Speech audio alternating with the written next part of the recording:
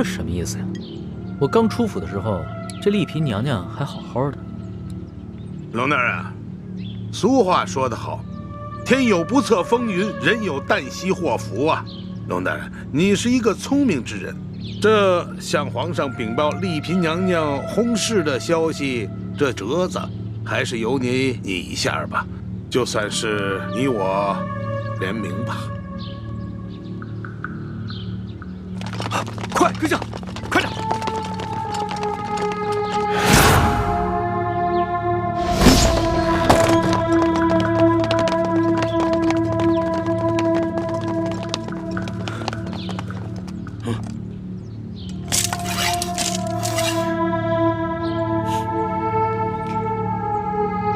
真是红颜薄命啊！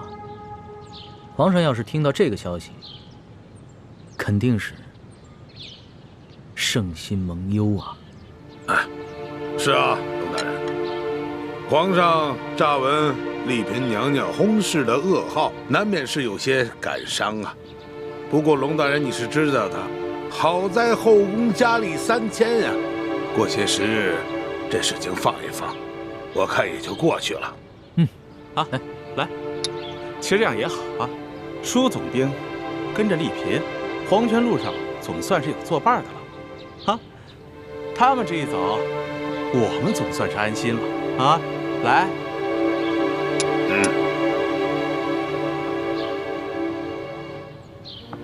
刘大人，那我就不在此喝酒了。我想带着万姑娘去小别院，单独的听她弹弹琵琶，喝喝小酒，你觉得如何？哎呦，龙大人还是个急性的人儿啊！好，你且去风流快活啊。这个丽嫔娘娘的后事由我来料理。不过龙大人切记啊，这个请罪的折子要嫁接你好啊。你放心吧，刘大人。那龙某就先行告辞了。送龙大人。龙大人，请。哎，万姑娘，哈哈哈，好生伺候龙大人。是，小女子一定听大人的话，服侍好龙大人。只是，小女子尚有一事相求。万姑娘，请讲。听说，大人府上的孟祥和孟护卫，因为冒犯了大人而被您下了狱。小女子求大人开恩放了他。万姑娘，你为孟祥和求情，你认识他？刘大人，就看在龙某的面子上，放了孟护卫吧，让孟护卫送我们去别院。龙大人，放了孟祥和不难，不过本官有些糊涂啊。万姑娘，你是怎么认识孟祥和的？你又是怎么知道孟祥和犯了事，下了大狱呢？因为小女在裘老板府上和大人府上住的时候，孟护卫对我多有照顾，所以我对他心怀感激。老爷，老爷，不好了，老爷！慌什么？慢慢说。舒府出事儿了。出什么事儿了？丽嫔死了？不是，是丽嫔娘娘她不见了。什么？怎么会不见了呢？当时我们正在诵经祈福。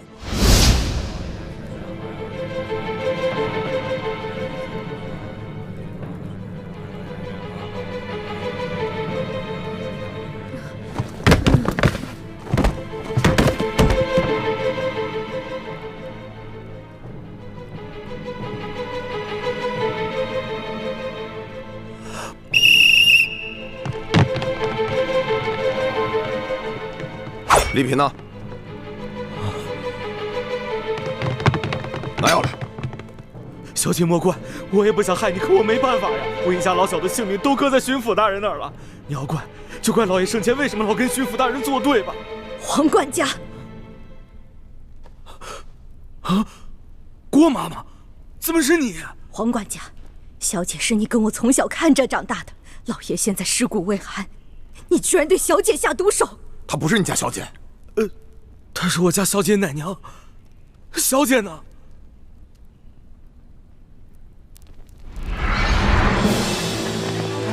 走，搜，这边，仔细搜。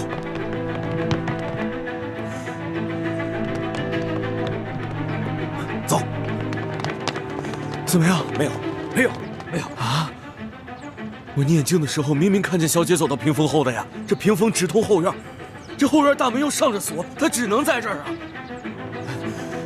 这就奇了怪了。搜，继续搜。真是个废物！你们这么多人还看不出一个女人？大人饶命啊！大人，小人已经尽力了。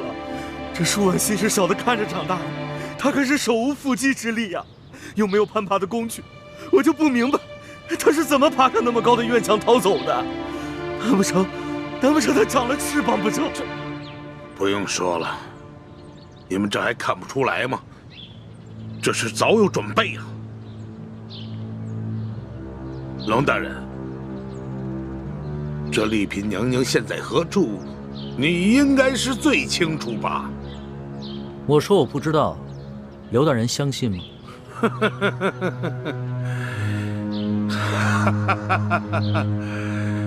你们说我相信吗？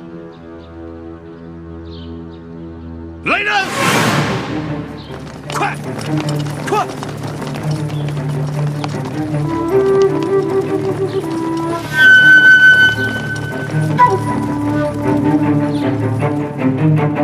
龙大人，你现在可以告诉我，我信吗？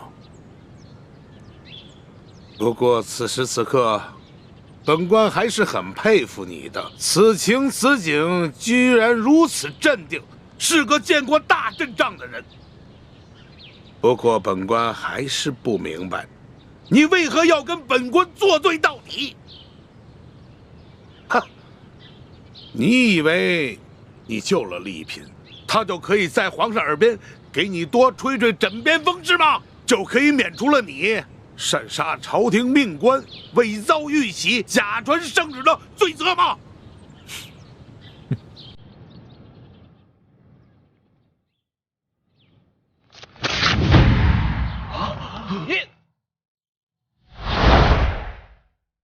龙大人，巡抚大人派人前来，请龙大人过府商议赈灾事宜。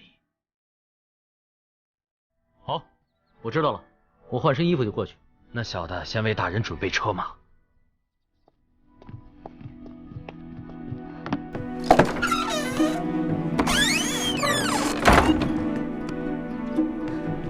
你们说这个人会不会就是被刘德昭收买的内奸啊？有可能，但是我们现在已经没有时间来找出舒府当中究竟谁是内奸了。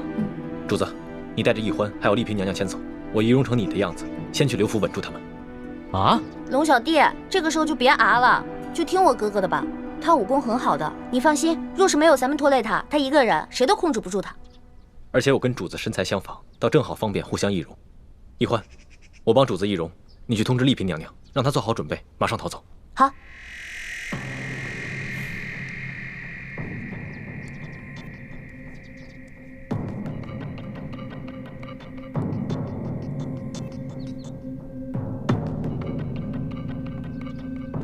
主子，多保重。要不要带几个侍卫？不必了，你跟奕欢更需要人保护。等我去了刘府，引开刘德昭的手下，你们就赶紧出城吧。等一等，多加小心，不要恋战，务必全身而退。多谢主子关心。李建清，怎么会是你呢？都别乱动！别动啊，走！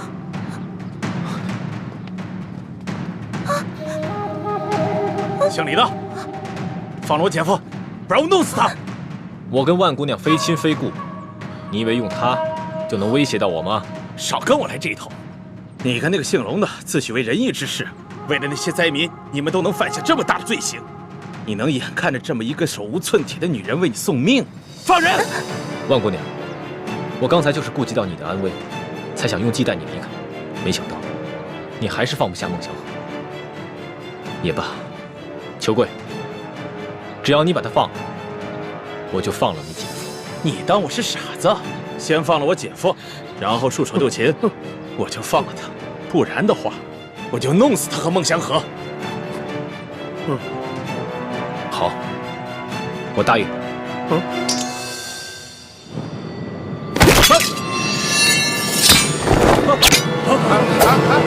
西外呢？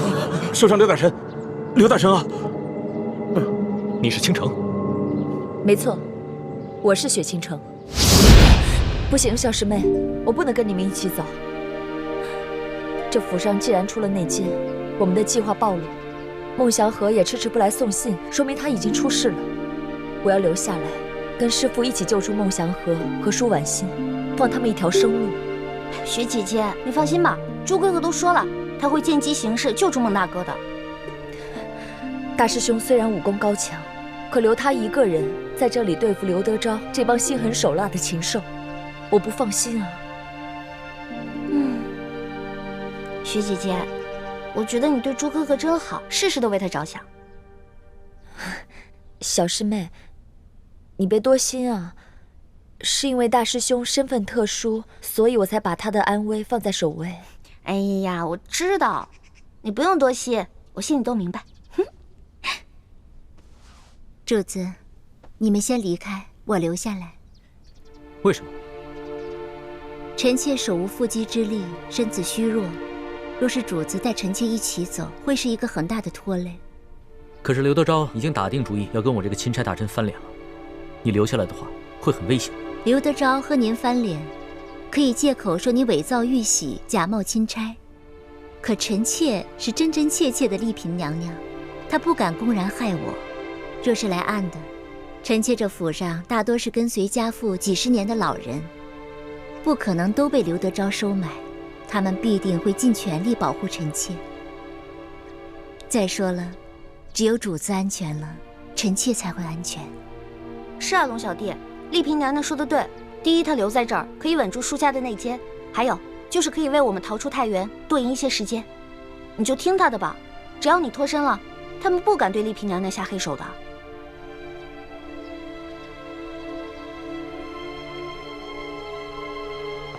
来人呐！来了。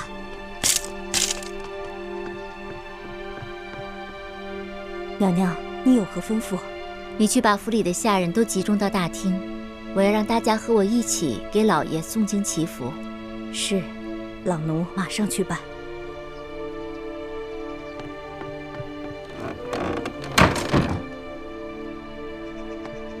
主子，一会儿府里的下人都会集中到大厅，你们就可以从后门离开了。叶欢呢？我不在你们身边，你一定要保护好主子，保护好自己呀。放心吧，丽嫔娘娘，我虽然武功不行，但是什么放毒啊、防身啊，我都是可以的。倒是你，现在舒府特别不安全，你得自己小心啊。婉心，想不到你平时柔弱，却是这般冷静果敢。待我平安脱身，一定想办法马上回来救你。待回到了紫禁城，一定好好奖赏你。主子安全，就是对臣妾最大的奖赏。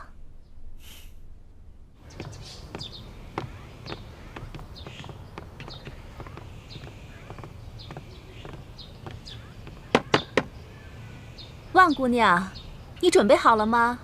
快了，麻烦您再等一会儿。他们怎么还不来？这可怎么办啊？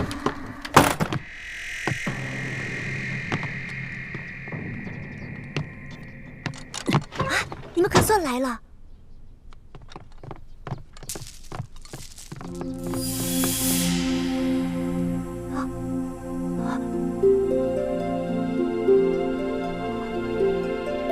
你是舒姑娘，我就是雪倾城，咱们总算见面了。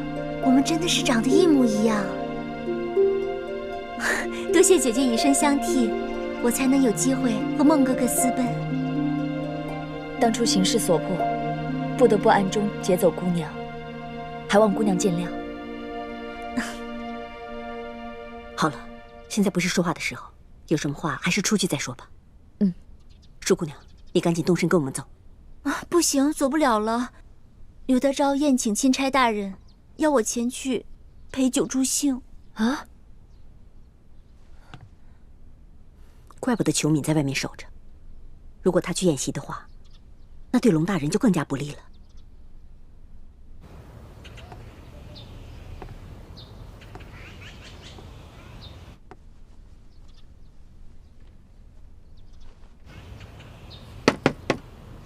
万姑娘，衣服换好了吗？别再拖延时间了，快点啊！万姑娘，万姑娘，你如果再不回应，我得冒昧进去了。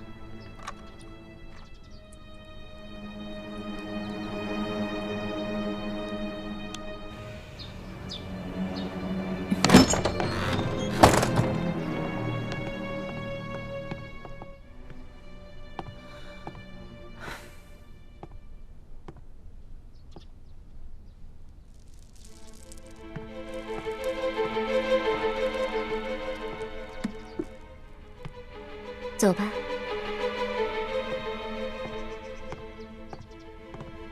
嗯。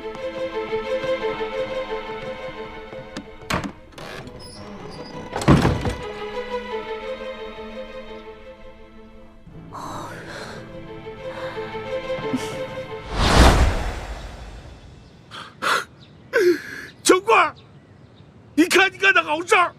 我也不知道啊，他怎么就会武功了呢？他少废话。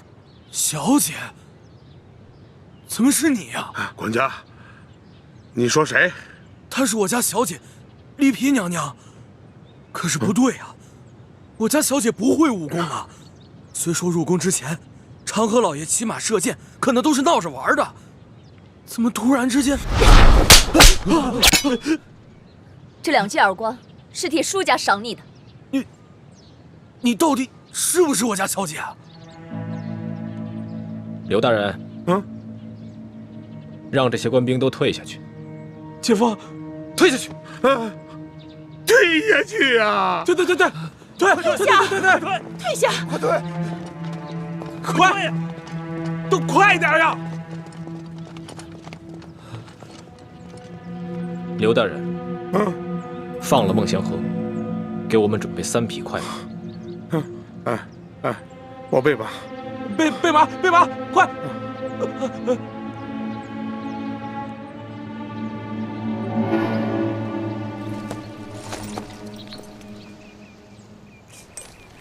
哎，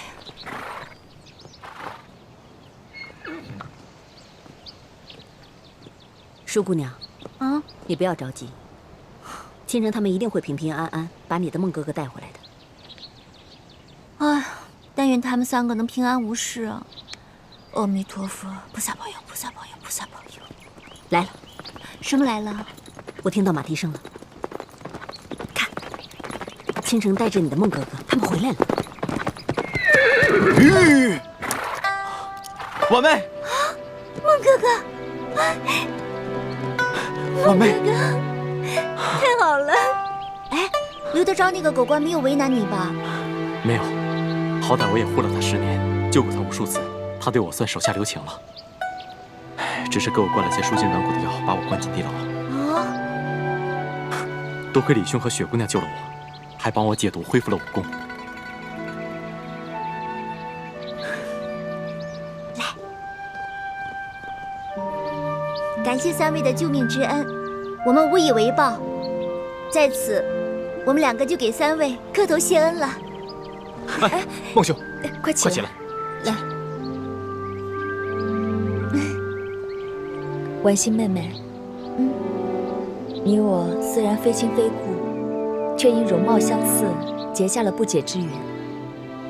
孟大哥也是位忠义之人，看着你们2个终于能够冲破一切障碍，携手此生，姐姐我啊，不知有多羡慕呢。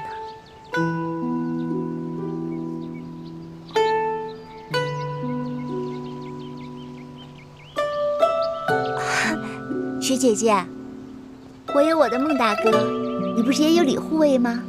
我祝愿你们也能冲破一切障碍，白头偕老。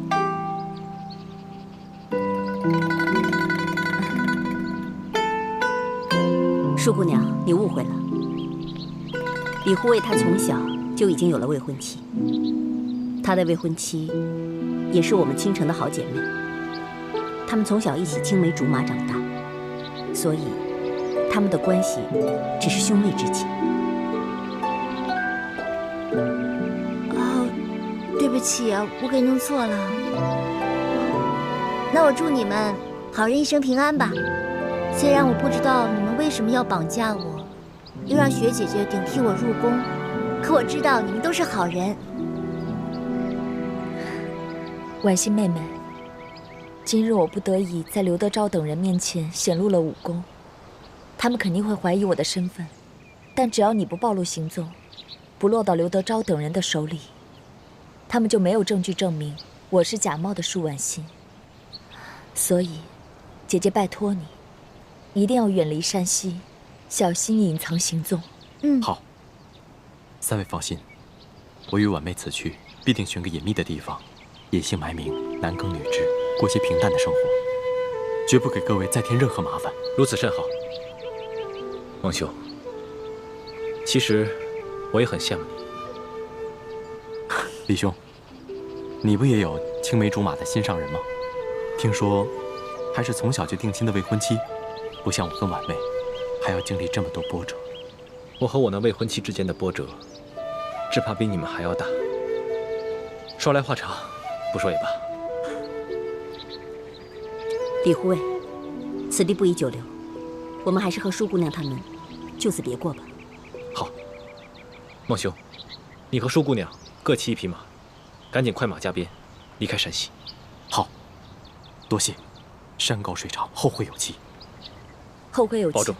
雪姐姐，李大哥，再见了。一路平安。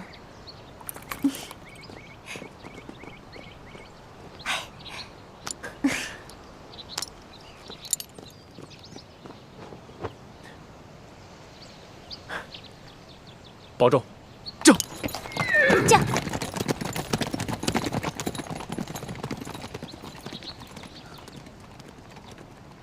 师傅，你跟我们一起去见康熙吗？我就说你的病已经好了。不，我要回明珠谷，协助靖王查出谷中奸细。倾城，以前我陪你进宫，是担心你的安危。如今现在宫里面有太子还有奕欢来照应你，我就放心多了。你就告诉康熙，虽然我的病大好，但是我要留下来给老爷守灵。那师傅，您一定要多保重。多保重。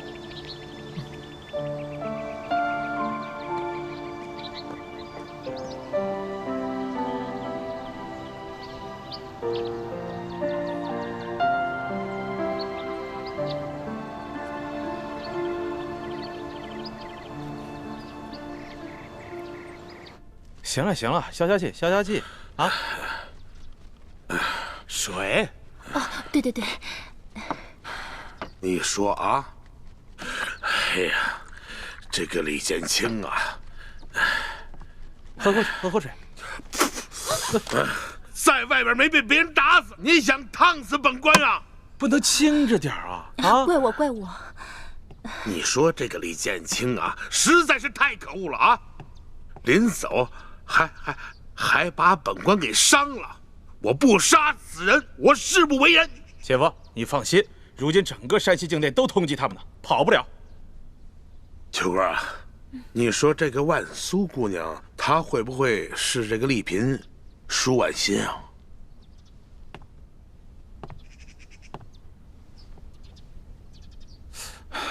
不大可能吧？这万姑娘是我手下从外面掳回来的，而且奇了怪了，她本来手无缚鸡之力，怎么突然之间就成武林高手了？那这个万苏长得跟舒婉心是一模一样，而恰恰就在这个当口，丽嫔娘娘从舒府消失了。舒管家啊，在。你仔细的回想一下，这个丽嫔娘娘回府以后，她与她进宫之前到底有没有区别？有。这次小姐回府以后，确实与以前有所不同。我还以为她是入宫做了娘娘，这气质仪态自然与做小姐时不同。现在想起来，她应该不是我家小姐。你的意思是，有人冒名顶替？哎，舒剑有这么大的胆子吗？找个人冒充他女儿进宫？舒管家，那挟持裘贵的可是丽嫔娘娘。反正我家小姐不会武功，挟持裘老板的肯定不是我家小姐。至于是不是丽嫔娘娘，我还真不敢妄下定论。莫非这舒剑找了一个样貌相仿的江湖女子，冒充你家小姐进宫？这万苏才是舒婉心。万苏，舒婉心。姐夫，我觉得你这推测应该是对的。他本来应该是找了一个极其隐秘的地方藏起来了，后来知道他爹病重了，才冒险出来，要见他老子最后一面。可是没成想半路给我劫了，他为了不暴露身份，才谎称叫万苏。此种说法是最为合理的。那舒剑为什么要找一个武林的高手冒充他女儿进宫呢？他意欲何为呀？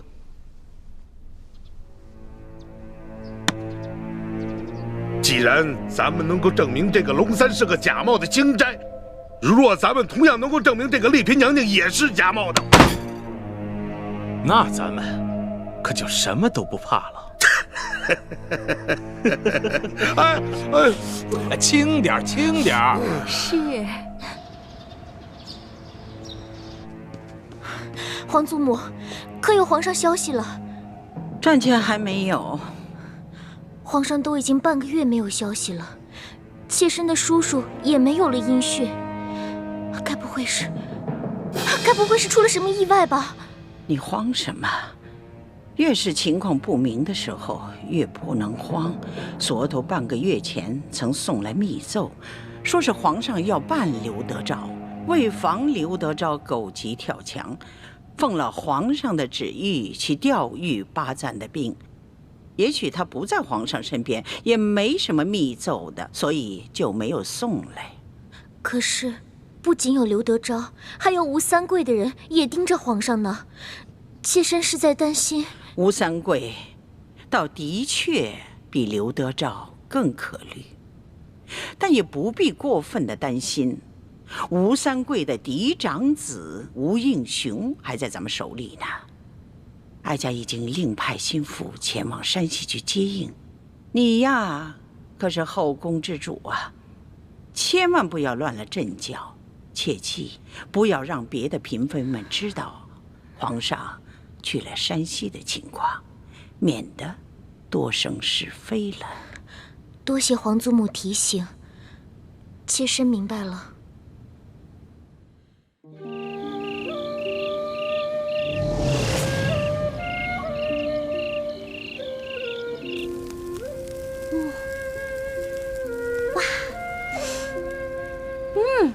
搞定，好了。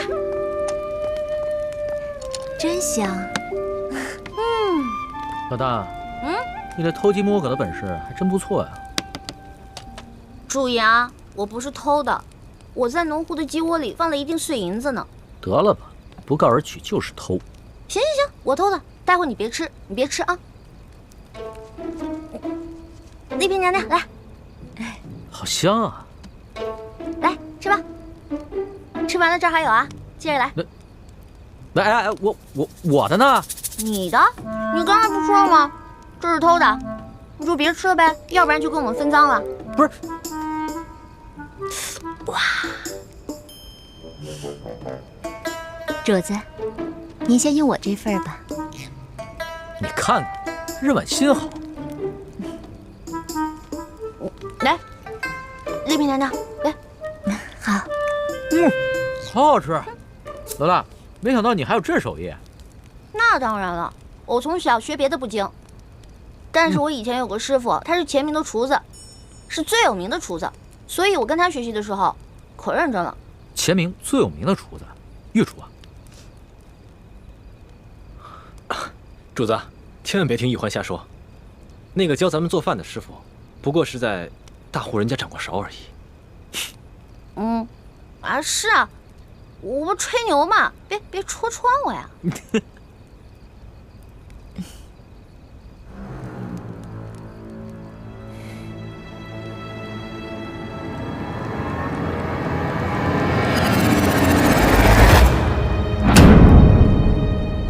不好，有大批人马追过来了。你怎么听到的？等你耳朵听到时，那就晚了。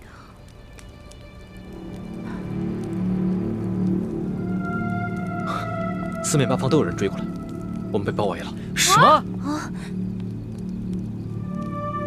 那我们现在该怎么突围啊？这批人武功不弱，人数众多，若强行突围的话，恐怕难护主子周全。幸好我做的人皮面具还在，只能用之前的办法了。我找一个侍卫兄弟扮成主子的模样，我们先引开追兵，东西都不要带了，赶紧撤离。好吧。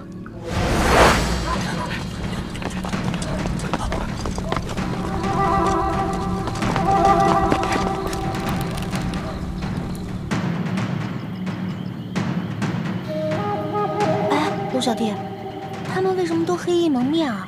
他们不是刘德昭手下的官兵吗？刘德昭应该是想嫁祸给牛角寨上的山匪，所以都不让手下暴露身份。封剑！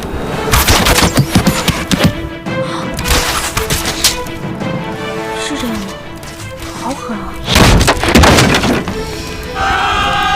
抓住楼下的那个姓李的！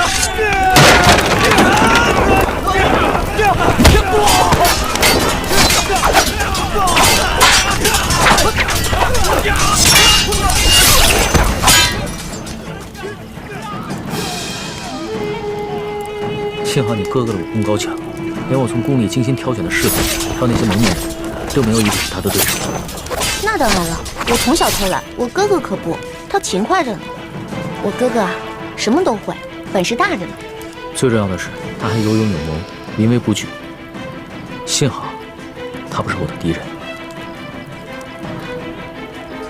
那当然了，你是我的龙小弟啊，他是我的亲哥哥，自然会把你当成亲弟弟看待，他会保护你的，放心吧。遇上你们兄妹俩，真是我的幸运。上天一定是派你们来辅佐我的。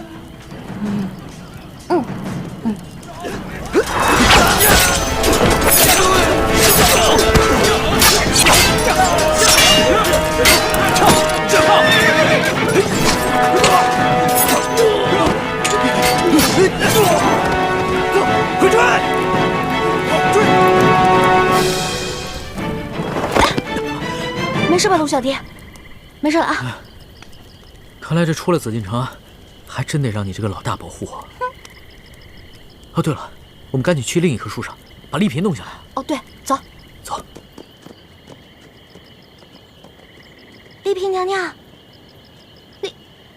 哎，丽嫔人呢？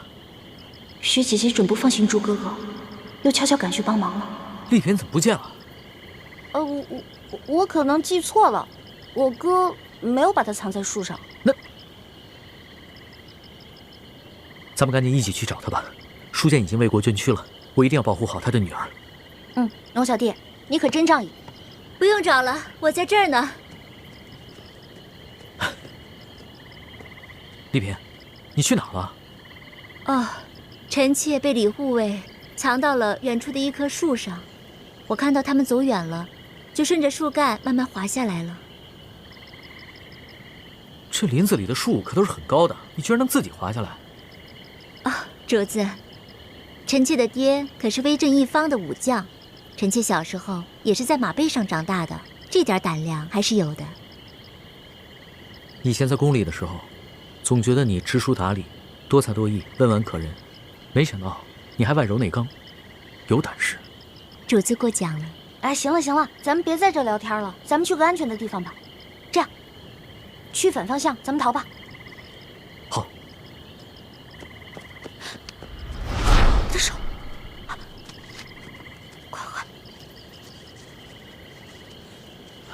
不是我的，是刚才有人要伏击大师兄，我把那个人解决了。快走，走。给我拿点水。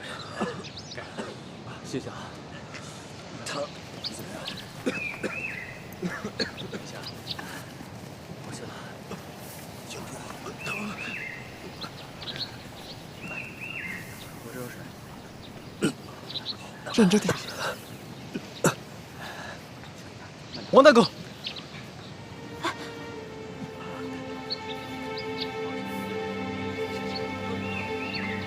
所以，王大哥乔装成主子的样子，被那帮杀手撕咬着不放，中了好多刀。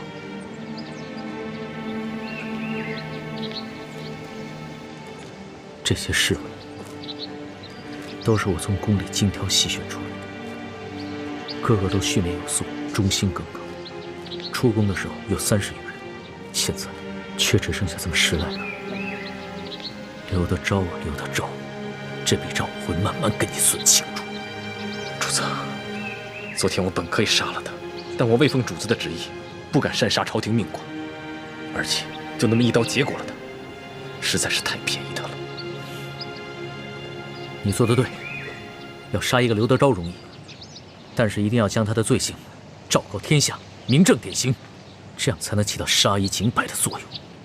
等我回了宫之后，就借刘德昭这颗人头，开启整顿吏治之风。哎，朱哥哥，你知道吗？你说这个刘德昭明明可以光明正大的派人来抓我们，为什么让他的手下偷偷摸摸的呀？这些黑衣人不是刘德昭的手下，不是刘德昭的。主子，你看这些伤，这伤怎么了？这伤都是左身右切，下身上切，说明这些杀手的刀法习惯反劈和上溜，这和之前舒总兵身上的刀伤是一样的。这是江湖中地躺门的独家刀法，刘德昭手下的正规官兵不可能会使。那按你的意思说，追杀我们的人和刺杀舒剑的人都是同一伙人，都是吴三桂之士？10有8九是如此。难道吴三桂已经识破了我的身份？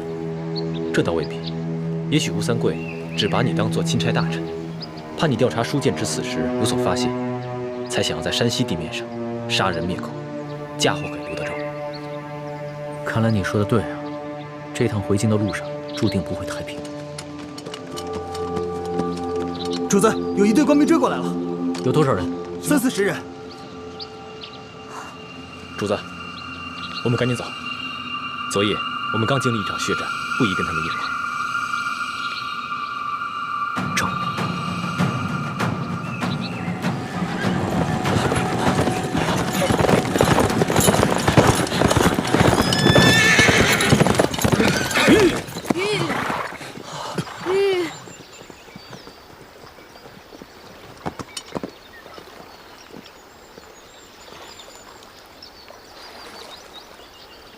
没有船也没有桥，我们怎么过河呀？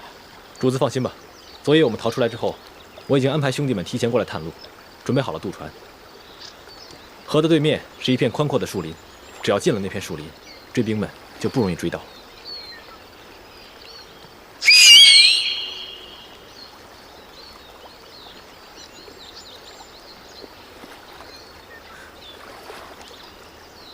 你应变能力之强，安排之周密，确实令我大开眼界。要是论江湖经验，我确实不如你。主子过奖了，臣从小生长在民间，在江湖中摸爬滚打，而主子高居庙堂之上，行的是安邦定国的大策，臣怎敢跟主子相比呢？你也不必谦虚了，尺有所长，寸有所短，在这方面，我确实应该向你好好学习。主子，我们尽快骑马上船吧。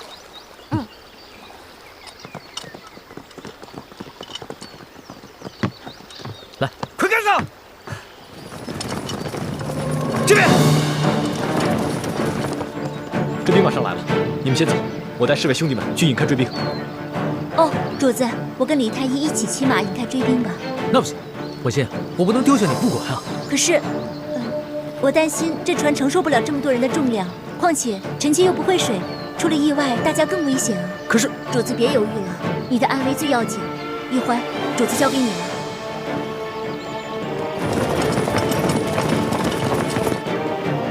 行，出发吧。走。我们走了，注意安全啊！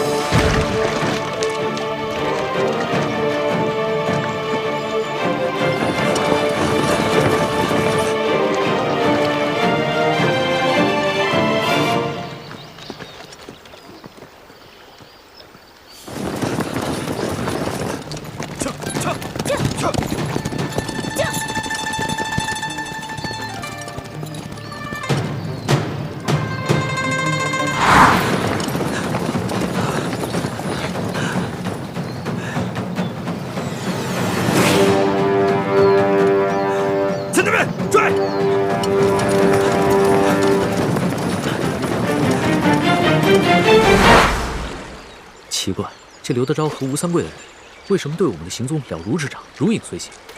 难道是我们之中有内奸？不可能啊！这些侍卫都是你亲自挑选的八旗子弟，我跟我哥哥也不可能是内奸，没有人了。希望如此吧。可能是他们派的暗哨太多了，一直在追踪我们。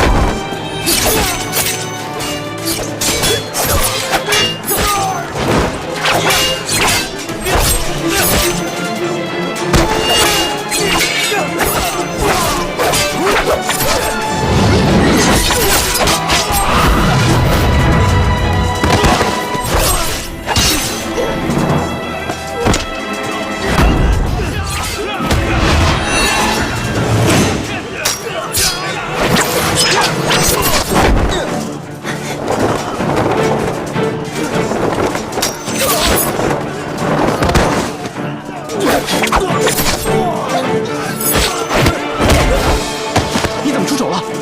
娘娘，你居然会功夫！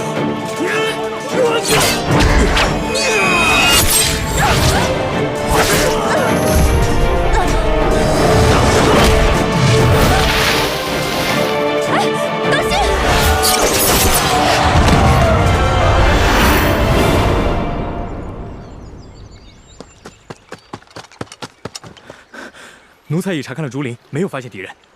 好，知道了。奴才告退。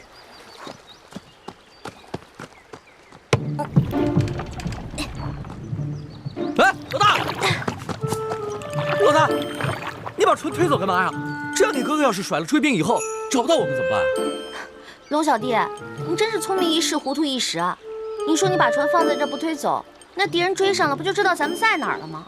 真是。哦。哎，你会不会水啊？不会啊，我从小在皇宫里长大，从来没下过水。那你还当什么真龙天子啊？你当哈鸭子算了。这点我哥哥就比你强多了。我哥哥不仅精通水性，他呀可以一口气憋在水里好长时间都不浮上来的。哎，可是你哥哥一个人会水也没用啊，他还得护着婉心，那怎么从河对岸游过来？我哥哥怎么可能带着丽嫔娘娘下水啊？我哥可厉害了，他会很多本事，只要给他半个时辰，那河边这些树木啊，就可以让他弄下来做一个木筏，直接带着丽嫔娘娘就可以划过来了。再说了，他过来以后看不到船，他也能想办法找到我们。我哥哥就是有这样的本事。以前啊，我还挺自负的，觉得自己是个文武全才，现在才知道，这世上人才太多。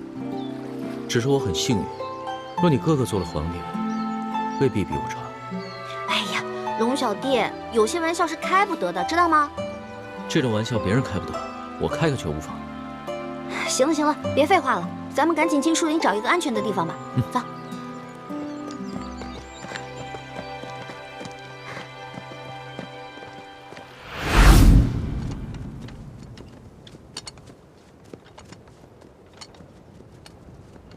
哎，等一下。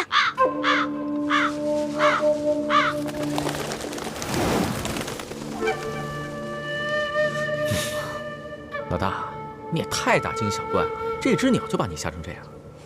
我不是为了保护你吗？我怕有埋伏啊！你以为你真是龙啊？能腾云驾雾啊？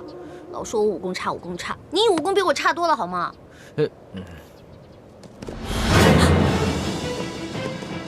有埋伏！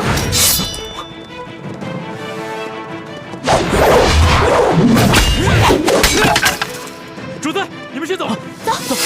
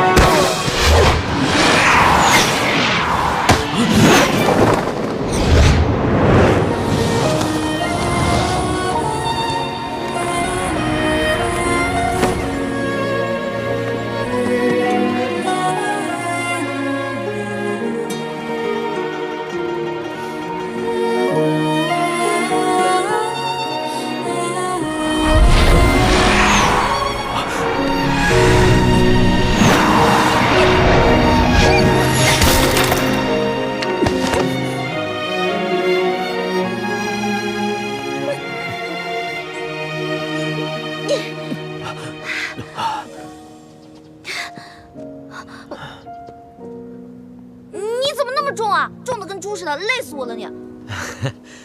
好险啊！你那些侍卫太没经验了吧？树林里有埋伏都不知道，咱们得赶紧离开这儿，走吧。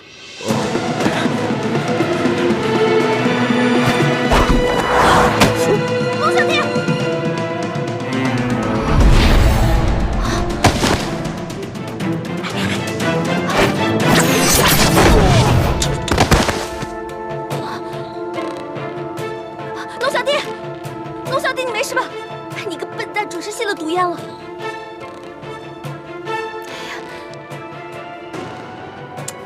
哎呀！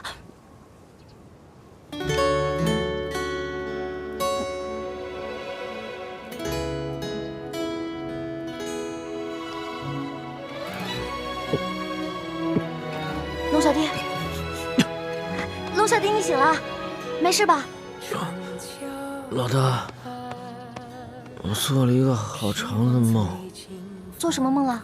我梦到有一个美人在亲我。不正经，一醒来就不正经，是不是？老大，我呼吸过来。你又怎么了？这装的还是真的呀？哎，你别吓我，龙小弟！龙小弟！龙小弟！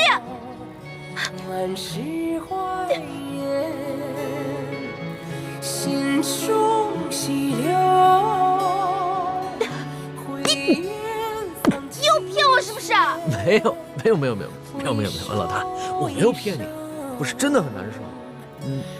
你再给我做一下。做什么做？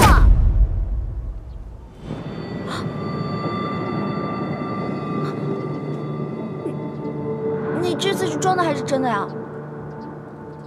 龙小弟，你别跟我开玩笑啊！龙小弟，龙小弟，龙小弟，醒醒啊！龙小弟！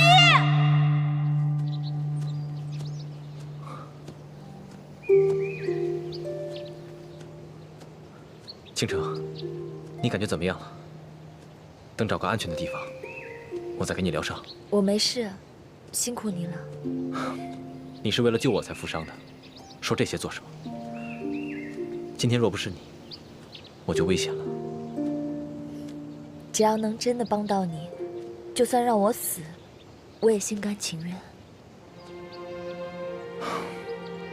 我知道，你几次留下来不肯随康熙走，都是为了我。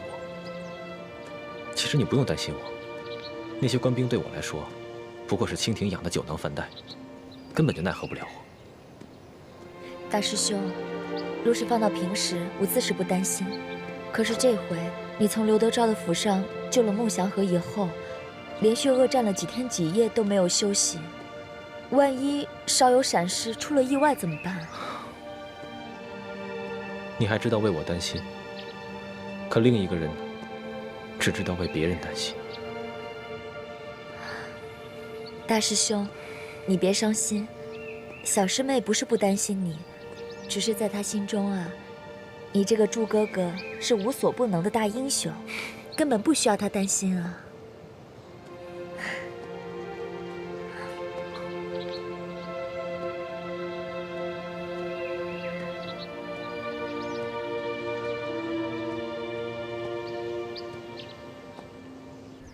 臭死了！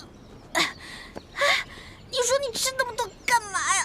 你哪是龙啊？你就是一头猪！你才是猪呢！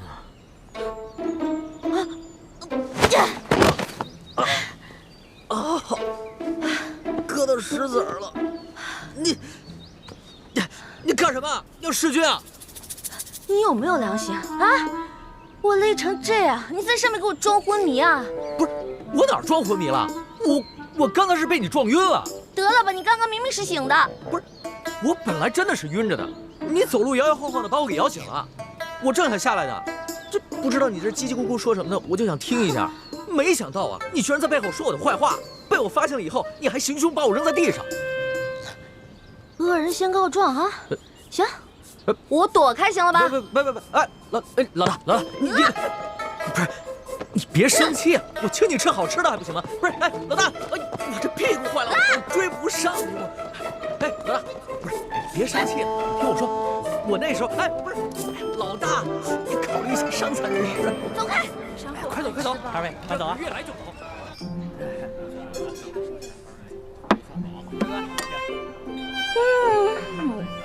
酒足饭饱，好幸福啊！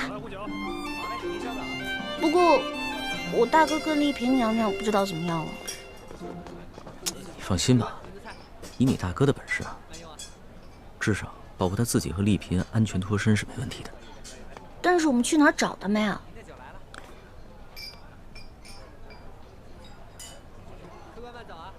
眼下整个山西都不安全，咱们只能顺着道往京城走。要是能在半路上遇见了，那当然最好；如果不行的话，就只能在京城碰面了。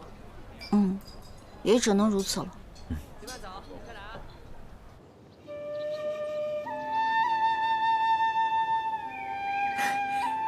大师兄，不是那儿，是这里。啊！怎么了？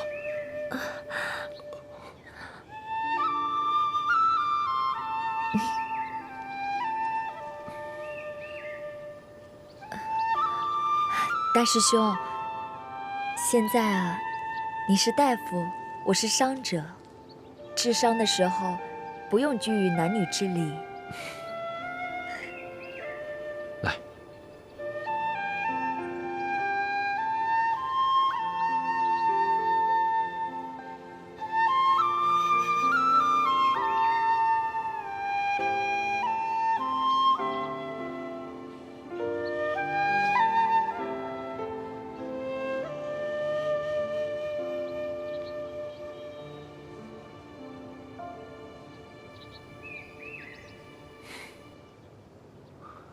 我们这一路上，自离了太远，就遭到吴三桂、刘德昭两路人马的追杀，实在是太蹊跷了。你的意思是说，为什么他们对我们的行踪和计划了如指掌？对，我怀疑我们内部出了奸细。很有可能，我估计应该是康熙的侍卫里有内奸，多半是鳌拜的党羽。也可能是吴三桂的人，他在清廷当中安插了不少的眼线。既然这样，那我们就离间康熙和吴三桂的关系，让他们君臣内斗。我也是这么想的。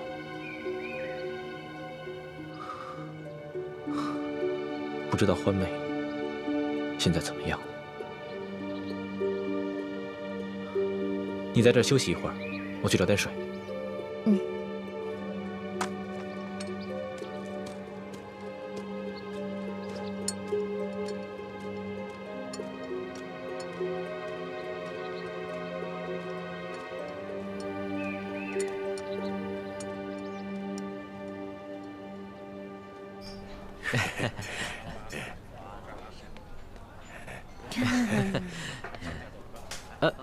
钱呀？哎，老大，付账啊！我的钱都在你那儿呢。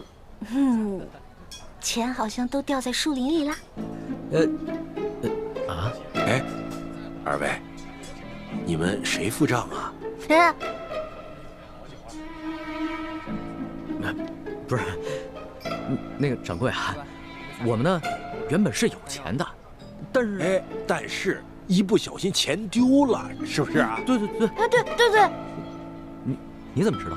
哎呦，赖账的都这么说，我见得多了。不是，掌柜的，我没有想赖账，我们呢只是途中遇到了一帮劫匪，然后我们……哎呦，一会儿说遇上了劫匪，一会儿说丢了，这出来想混神儿，先把谎撒圆了再说。这真没撒谎，是谁撒谎了？真是吃了熊先豹子胆了！哟，哦，摆个臭架子吓唬我，是不是？你不是撒谎，那好，饭钱付了，哎，吃饭花钱这是天经地义，这个理儿说到皇上那儿也是这个理儿，对吧？皇上来这儿也是这个理儿，的确是这个理儿。不是，这掌柜的，我没有不给钱的意思。那你给钱，快把钱给了啊！老大，要不然你先把你那个金镯子拿出来，回头我给你买几个玉。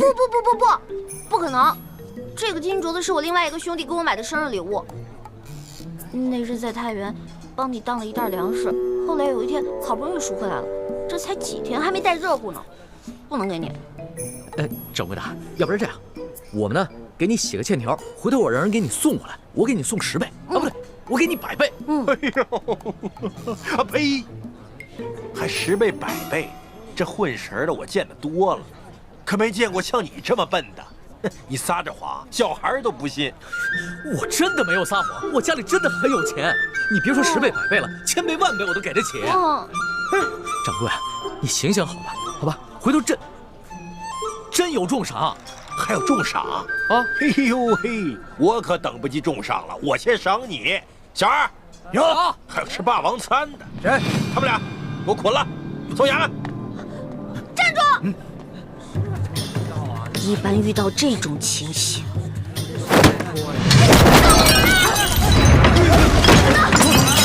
别跑！别让他跑了！站住！